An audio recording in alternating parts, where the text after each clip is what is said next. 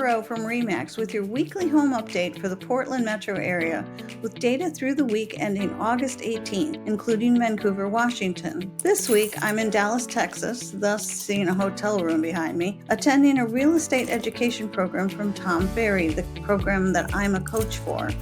I'm sure I'll be bringing back more great ideas for prepping and marketing homes. Can't wait. Starts tomorrow. Mortgage rates fell below 6% for the 30-year fixed, and the last time that happened in Portland Metro, it energized our market and brought a lot of buyers who had been on the fence back into the market. Rates had remained relatively stable in the mid 6% range the past few weeks, with no significant changes in buyer activity. Will a rate starting with a 5 fare a little bit better? Let's take a look at the most recent statistics and trends. Let's get started. The average sales price is up about 3% from the previous week, but it is also up a whopping 5.6% from the same time last year.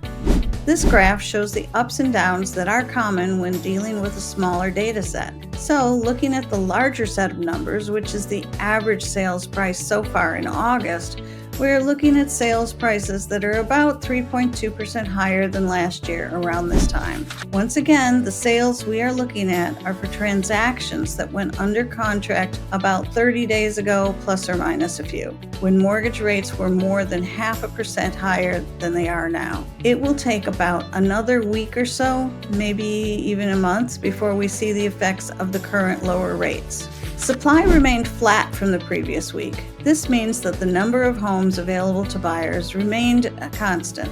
The number of price reductions is decreasing, but it remains relatively high when compared to this time last year. There also appeared to be a large number of new homes on the for sale market last week. However, a large number of those new listings could have been the result of major changes that were supposed to take effect by August 17th, when we had some significant changes in realtor rules and procedures. So, some of those new listings could be old listings that were terminated and then relisted using the new rules and forms. I'll talk more about it later. I expect that we'll see a big drop in new listings next week if that is correct. When we look at the demand numbers, keep in mind that our data is from last week when 30-year fixed mortgage rates were holding steady in the mid-6s. The best case scenario, these are not the rates we are seeing this week. The number of purchase contracts signed by buyers and sellers decreased from the previous week. So, on the surface, 6% does not appear to be low enough to entice fence sitters and affordability-challenged buyers back into the market. Mortgage rates for the 30-year fixed have fallen below 6%. That's the big news. That is the best case scenario and the best rate I could find to advertise. Most lenders are probably still charging around 6.5% based on average FICOs. One of the lenders I monitored advertised 5.875% for 3 days straight in the week since August 18th. This is only the second time we've seen rates in this range in the last year. However, the 10-year Treasury yield rose again on Friday, implying that rates may float back up to 6%, if not slightly higher. So what awaits us right now? The reason for the rate increase on Thursday was that we were waiting for Chairman Powell's remarks at the end of the Federal Reserve's Jackson Hole meeting last Friday. His remarks pointed to rate cuts at the Federal Reserve's September meeting, but we will have to wait and see. The market seems to be anticipating it, though. Regardless of what happened on Friday, whether positive or negative, markets are likely to react quickly, followed by some moderation. That is the pattern we've seen so far this year. They've kind of already baked the reduction into the rate because the market believes it's going to happen. Before I wrap up, I wanted to mention that because of a huge court case between the National Association of Realtors, or NAR, and the Department of Justice, DOJ, as of Saturday, August 17th, all buyers must now have a signed buyer representation agreement that specifies their compensation with their agent before the agent can show a home, any home. The buyer will now be responsible for getting their agent paid.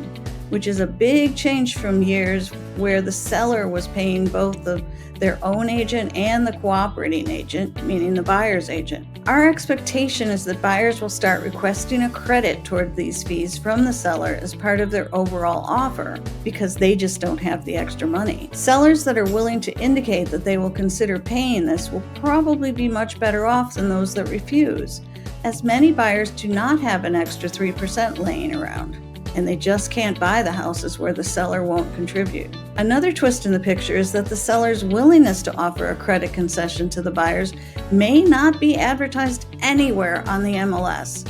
So buyers' agents must call the listing agent for each individual home they show to determine if the seller is willing to consider the concession or if there's a certain amount they will pay. My recommendation right now is that sellers authorize me as their listing agent to simply inform buyers' agents that the seller authorizes the broker to represent that the seller is open to paying buyer broker compensation, but that no specific amount has been agreed to.